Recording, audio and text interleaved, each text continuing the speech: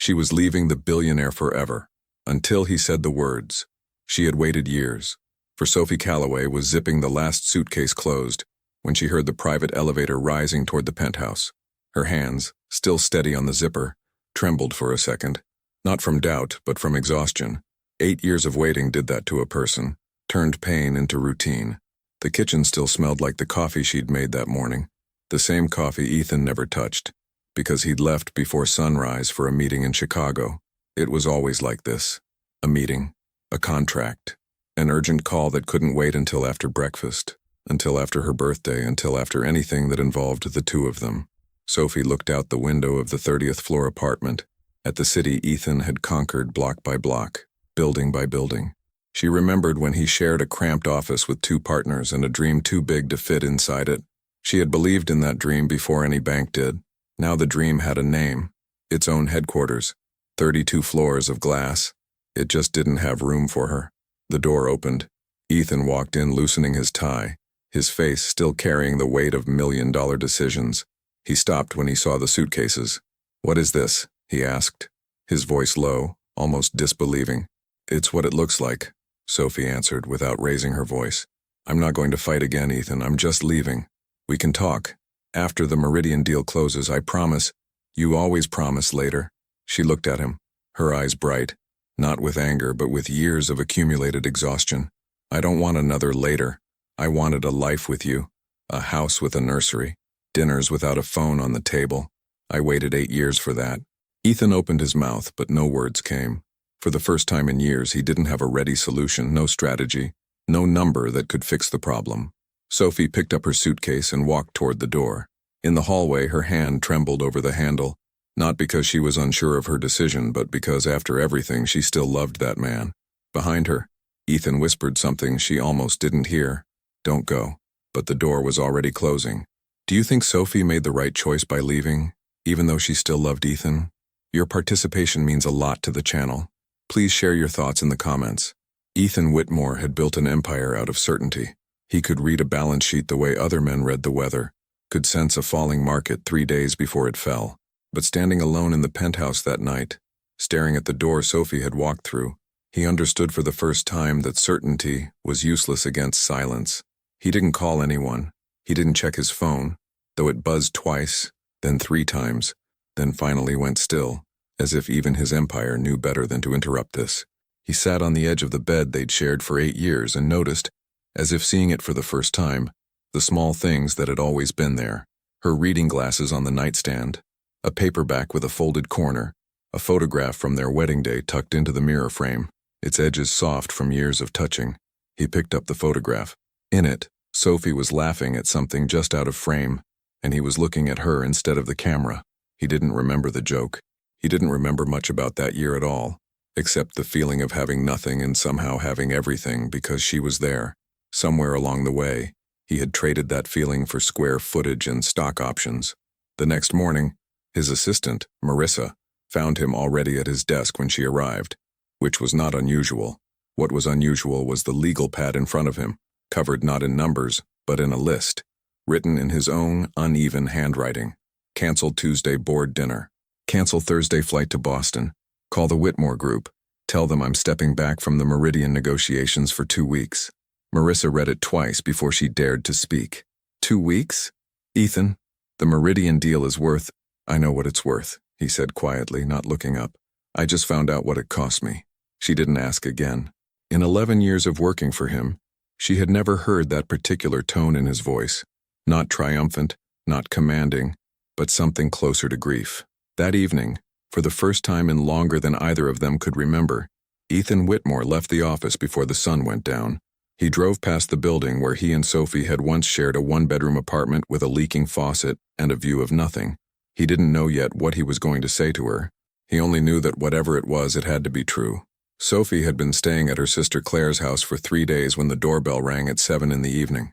She knew before she even reached the door who it was. Some knowing didn't need proof.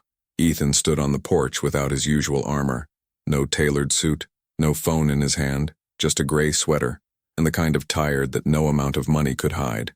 He was holding something small and slightly crushed, as if he'd carried it too tightly the whole drive over. You didn't have to come, Sophie said, though she didn't close the door. Yes, I did. He held out what he was carrying. A paper bag from the bakery on 9th Street, the one with the crooked awning, 3 blocks from the apartment they'd had before any of this. You used to get the cinnamon rolls there every Sunday. I don't know if you still do, I remembered. Sophie stared at the bag longer than she meant to. It was such a small thing. That was exactly why it undid her a little. Ethan, a bag of cinnamon rolls doesn't fix 8 years. I know that. His voice cracked slightly on the last word, and he looked for a moment like the 28-year-old she'd fallen in love with, the one who used to pace their tiny kitchen rehearsing investor pitches, terrified and hopeful all at once. I'm not here to fix it tonight. I just didn't want you to think I wasn't trying. Behind Sophie, Claire's 6-year-old son, Tommy, appeared in the hallway in dinosaur pajamas, clutching a stuffed triceratops. He looked up at Ethan with the blunt curiosity only children have. Are you the uncle who's always on his phone? Tommy asked. Ethan actually laughed, a short, surprised sound, rusty from disuse. That's me, buddy. Aunt Sophie says you work too much. Tommy, Sophie started, mortified, but Ethan crouched down slightly, meeting the boy's eyes. Your aunt's right, he said simply. I'm working on it. Sophie watched the exchange with her arms crossed, but something in her chest loosened a fraction of an inch. She wasn't ready to forgive him. She wasn't even sure forgiveness was the point. But she took the bag of cinnamon rolls, and for the first time in longer than she could remember, Ethan Whitmore looked like a man who had nowhere more important to be. 2 weeks, he said, before she could ask. I took 2 weeks off the Meridian deal. I want to show you I mean it. Not with words, with time. Sophie didn't answer right away. She only looked at him, searching his face for the calculation she'd learned to expect, and found, to her own quiet alarm, that she couldn't locate it. The 2 weeks became a kind of quiet experiment neither of them named out loud. Ethan started small. He showed up at Claire's house on Wednesday with grocery bags instead of flowers, because Sophie had once told him, years ago in an offhand comment he apparently hadn't forgotten, that flowers wilted, but a good dinner meant someone had actually thought about her day. He stood in Claire's kitchen in his shirt sleeves, reading a recipe off his phone with the same intensity he once reserved for quarterly earnings, and burned the garlic twice before Sophie, arms crossed in the doorway, finally took pity and showed him how low to keep the flame. You used to be better at this, she said, not quite smiling. I used to have time to be better at things, he admitted. It wasn't an excuse. It landed more like a confession, and Sophie let it sit between them without responding, because some truths didn't need an answer. They just needed to be heard. By the second week, Ethan had learned Tommy's entire dinosaur hierarchy, could recite which ones could fly and which ones only thought they could, and had been informed gravely that triceratops were basically bodyguards. Sophie watched him crouched on the living room floor, tie discarded on the couch, building a cardboard volcano with a 6-year-old, and felt something in her chest ache in a way that wasn't entirely sad. But it was Thursday evening on the back porch that something shifted. I looked at old photos last night, Ethan said, staring out at Claire's small backyard.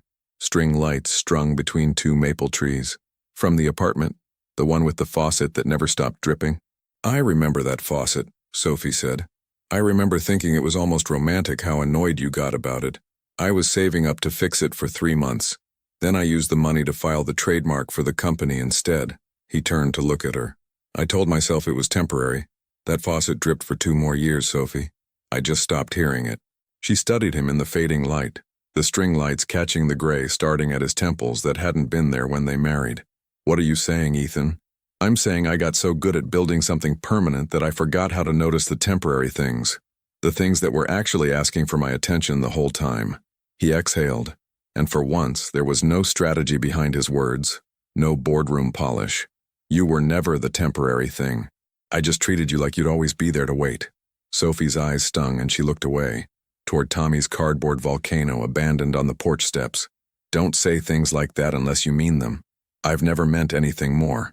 Neither of them moved closer, but something had shifted in the space between them. Not closed, not yet, but no longer only distance. The 2 weeks ended on a Sunday, and with it came the return of everything Ethan had set aside. The Meridian deal, the board, the 11 unread reports piling up in his inbox like a life he wasn't sure he wanted back. He asked Sophie to meet him for lunch at the cafe near his old office, the modest one from before, not the glass tower he worked in now. She almost said no. 2 weeks of grocery bags and dinosaur volcanoes had softened something in her, but softness wasn't the same as trust, and she'd learned the difference the hard way. She went anyway. Ethan was already at the corner table when she arrived, and for a moment she simply watched him from the doorway.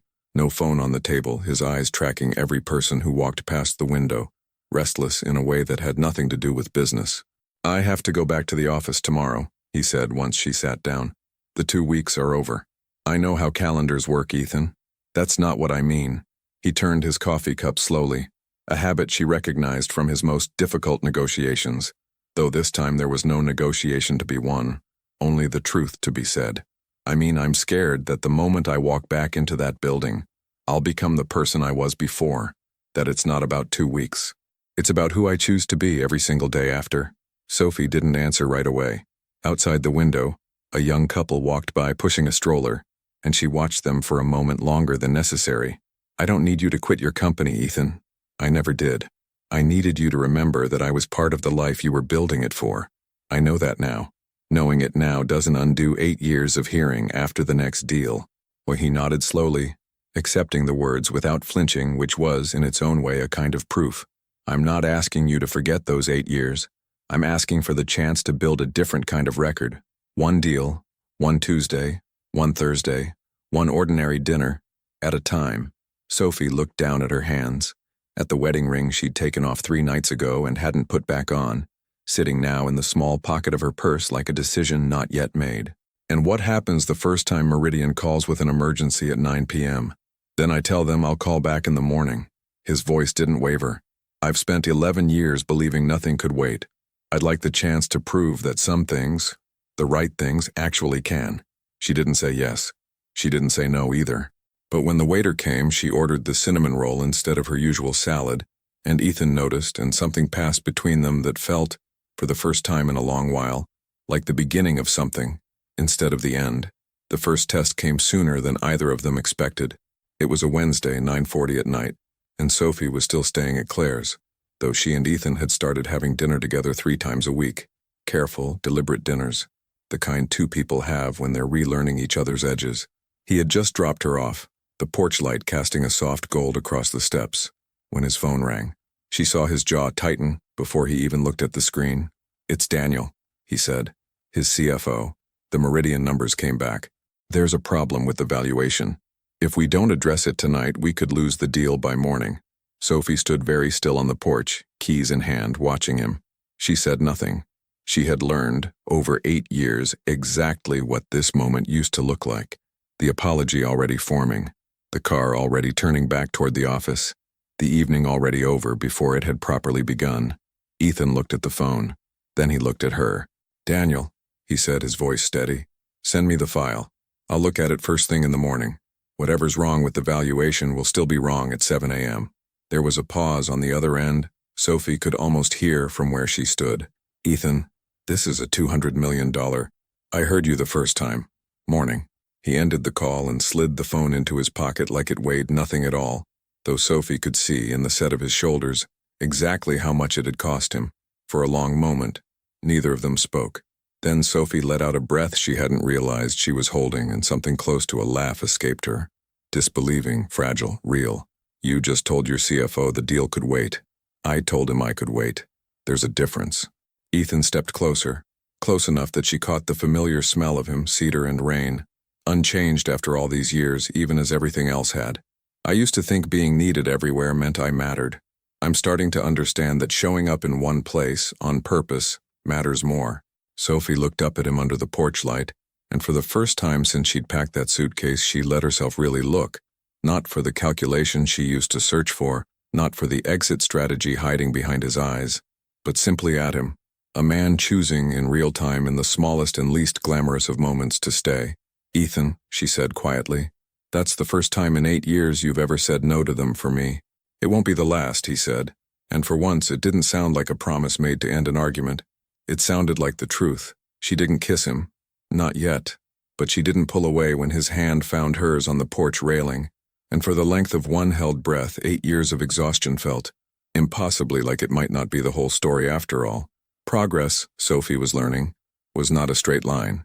3 weeks into whatever they were now, not separated, not quite reconciled, living in the careful in-between of two people relearning trust, Ethan invited her to the Whitmore Group's annual investor dinner. It wasn't strictly necessary, but he'd asked with a kind of hope in his voice she hadn't heard from him in years, and she'd said yes before she could talk herself out of it. She should have known the dinner would test them both. The ballroom was full of the life she'd never wanted. Crystal glasses, tailored suits, conversations that circled money the way vultures circled something dying. Sophie stood near the edge of it in a dress she'd bought for the old Ethan, the one who used to bring her to these things and forget within 20 minutes that she was there at all. Tonight, he didn't forget. He kept one hand at the small of her back as he moved through the room, introducing her not as my wife in the clipped, distracted way he once had, but with something warmer in his voice. This is Sophie. She believed in this company before I had a name for it. It was the third time he'd said some version of that sentence when a board member, an older man named Richard Voss, laughed and said, loud enough for the nearby cluster to hear, "Careful, Ethan. A man in your position can't afford too much sentiment. Meridian's still watching how this quarter closes." The old Ethan would have laughed along, would have subtly steered the conversation back to numbers, back to safety, back to the version of himself that made investors comfortable. This Ethan set down his glass. "With respect, Richard, my position is a lot more secure than my marriage almost was. I'll take the trade." The table went quiet for a beat too long. Sophie felt her face flush, not with embarrassment, but with something closer to disbelief. The specific disbelief of watching a person choose you, plainly, in front of the very world that had once always come first. Later, in the car, she turned to him. "You didn't have to say that in front of Richard Voss of all people." "Yes, I did." Ethan kept his eyes on the road, but his jaw was tight with something that looked almost like fear. "I spent 8 years being careful with everyone except you. I'm done getting that backwards." Sophie looked out the window at the city lights sliding past, the same skyline Ethan had once given her instead of himself. "It's going to take more than one dinner, Ethan." "I know." He reached over, not for her hand this time, just to rest his palm briefly on the seat between them. Close, but leaving the choice of the last inch to her. "I'm not in a hurry anymore." "I think that might be the whole point." Sophie didn't take his hand. Not yet, but she didn't move it away, and for the length of the drive home, that was enough. Sophie moved back into the apartment on a Saturday in late October, though she was careful even then not to call it what it might have been. Just a trial, just seeing. She unpacked slowly, room by room, and it was in the closet of the guest bedroom, the one that had sat empty and unused for 8 years, that she found the box. It was old, the cardboard soft at the corners, tucked behind a stack of winter coats as if someone had wanted it forgotten and remembered at the same time.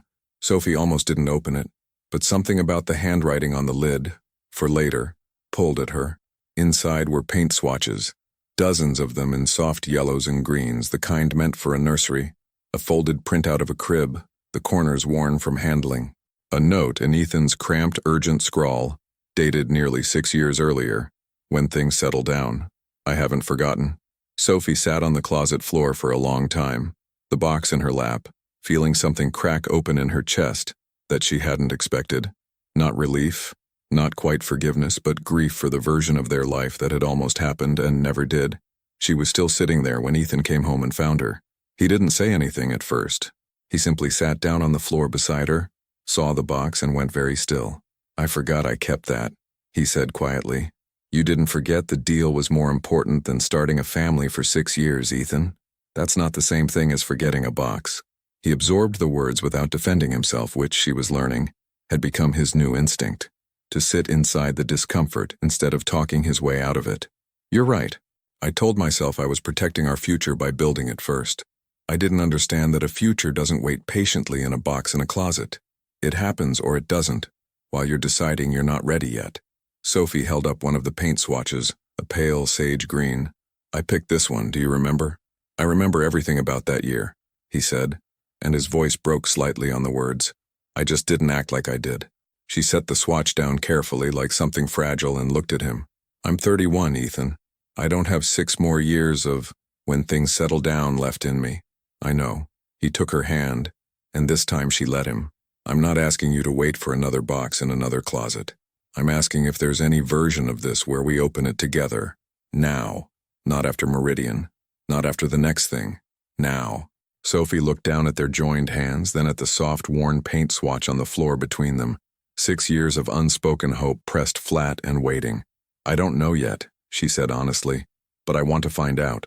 It wasn't a yes, but for the first time since she'd packed that suitcase, it wasn't a no either. And Ethan, who had built an empire on knowing the difference between a closed door and an open one, understood exactly which one this was. The call came on a Tuesday, and this time it wasn't Ethan's phone that rang. It was Sophie's. Claire's voice was tight with worry. "It's Tommy. He fell off the jungle gym at school. They think his arm might be broken. I'm on my way to the hospital now, but Mark's out of town and I don't know what I'm walking into. Sophie, can you—" "I'm coming." Sophie was already reaching for her coat. Ethan looked up from the kitchen table where he'd been reviewing a report he'd promised her he'd finish before dinner. "What's wrong?" "Tommy's hurt. I need to go to the hospital." He was on his feet before she finished the sentence, keys already in hand. "I'll drive you." It should have been a small thing. But in the car, Sophie found herself watching him. The way he ran a red light that had just turned carefully but without hesitation. The way his knuckles were pale on the wheel with the same worry she felt in her own chest. This wasn't his family, not by blood. Tommy was her nephew, a boy Ethan had known for barely 2 months, and yet Ethan drove like the boy's pain was his own.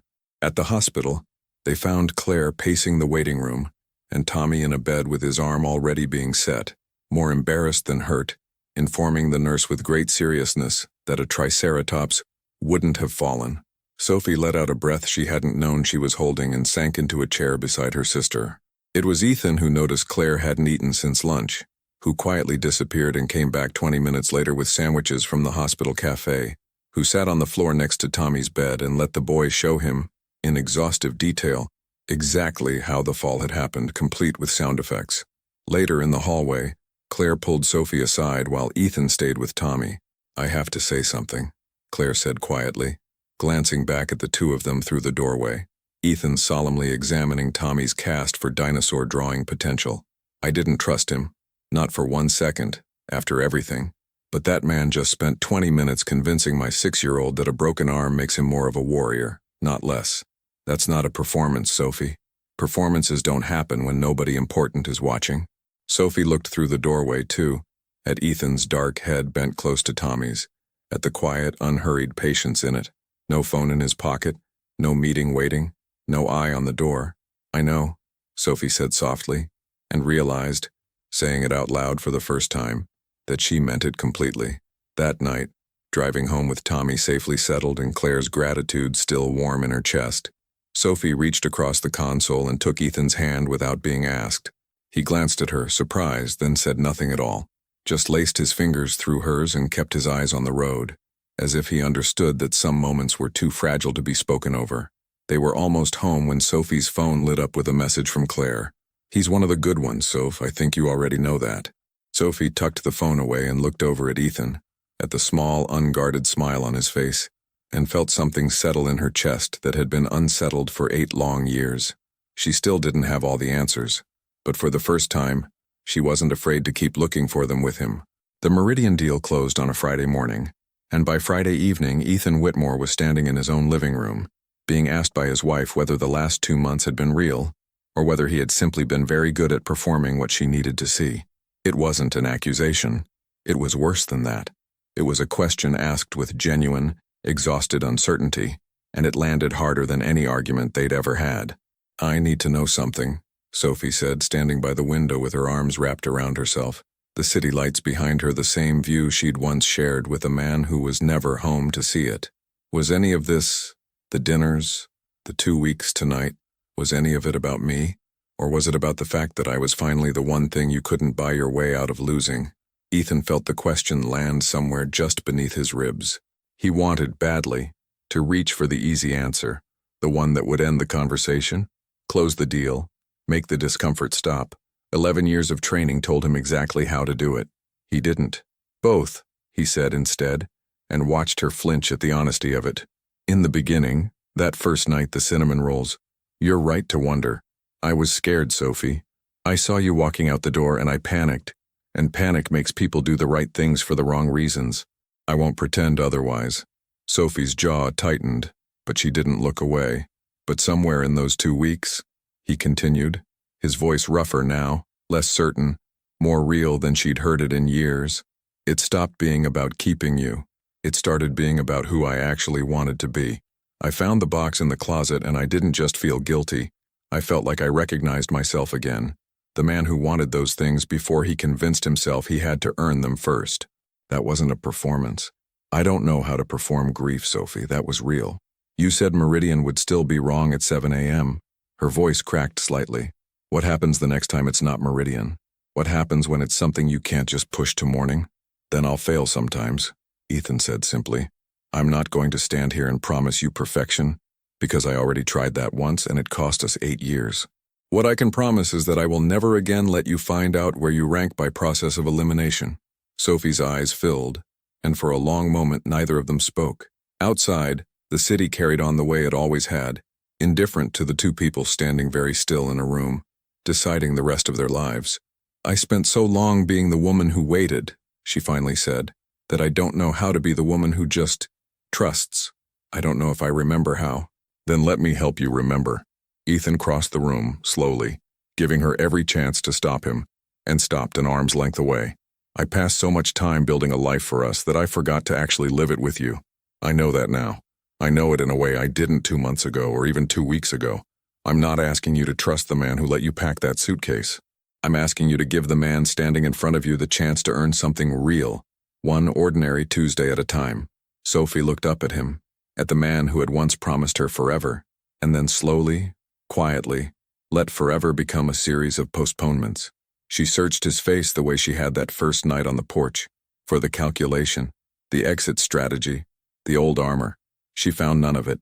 Okay, she whispered, and it wasn't a resolution, not yet, not the end of the story, but it was, for the first time in 8 years, an honest beginning, one Tuesday at a time.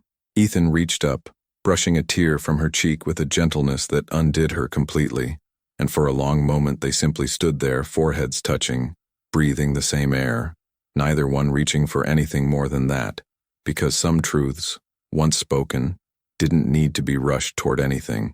They only needed to be allowed to settle quietly, like the beginning of something neither of them was willing to lose again. 2 years later, Sophie Whitmore stood in the doorway of a room painted the exact shade of sage green she'd chosen so long ago, watching her husband kneel on the floor utterly defeated by a crib he had built himself and refused, on principle, to let anyone assemble for him. The instructions say Part C goes into slot 4, he muttered, holding up a small wooden dowel like it had personally betrayed him. I have closed $400 million acquisitions, Sophie. I do not understand why this piece of wood is winning. Maybe because you spent 11 years delegating everything you didn't want to sit with, Sophie said, leaning against the doorframe, one hand resting on the gentle curve of her stomach. Some things you actually have to build yourself. Ethan looked up at her, and whatever frustration had lived on his face a moment ago dissolved into something softer, something she'd learned, over these 2 years, to recognize as simply him, the version of Ethan that had always existed underneath the meetings and the mergers, patient now to let it be seen. Come here, he said, setting down the dowel. Forget the crib for a second. She crossed the room and let him pull her gently down beside him on the nursery floor, her back against his chest, his hand finding hers over the small, insistent flutter of movement beneath her palm. Do you remember the porch? He asked quietly. The night I told your CFO the deal could wait? You mean the night you told Richard Voss your marriage mattered more than Meridian, in front of half the board? Sophie laughed. I remember thinking you'd finally lost your mind. I think that might have been the night I finally found it. He pressed a kiss to her temple. I used to believe that if I just built enough security, enough success, enough proof, that someday I could stop and finally start living. I didn't understand that the stopping was the living, that it was always supposed to happen in the middle of things, not after them. Sophie turned her head to look at him, at the small lines now etched around his eyes, not from stress this time, but from 2 years of laughing more than he used to, of Sunday mornings that stayed unscheduled, of 100 ordinary Tuesdays chosen, deliberately, again and again. He wasn't the man who had once let a door close between them. He wasn't either the frightened man who had shown up with cinnamon rolls, desperate to undo a mistake. He was someone new, someone built, slowly and honestly in the space between those two versions of himself. I used to think love meant waiting for the right time, Sophie said softly. You taught me it's the opposite. It's choosing the time you're already in, even when it's inconvenient, especially then. I had a good teacher, Ethan said. You never once let me forget what mattered, even when I made it nearly impossible for you to keep believing I'd remember on my own. They sat together on the nursery floor as the afternoon light shifted gold across the half-built crib, across the paint swatch still taped to the wall beside the window, the same sage green, framed now, a small private monument to everything they'd almost lost and chosen, instead to find. Later that evening, after Ethan had finally conquered Part C, after Tommy, 9 years old now, and no longer quite so impressed by dinosaurs, though still fiercely loyal to Triceratops, had come by to inspect the finished nursery with a critical eye and pronounced it acceptable, Sophie stood once more at the window of the home they'd built together. Not the glass tower, a real house, with a creaking porch step Ethan had promised to fix and, so far, actually had. She thought of the woman who had packed a suitcase 2 years ago, certain she was choosing herself over a marriage that had quietly disappeared inside someone else's ambition. She hadn't been wrong to leave. She understood that now, fully, without guilt. Sometimes walking away was the only way to find out whether what waited on the other side of the door was worth walking back through. For them, it had been. Not because Ethan had become perfect. He still worked too many hours some weeks, still occasionally needed a gentle, pointed reminder that his phone was not, in fact, a permanent extension of his hand.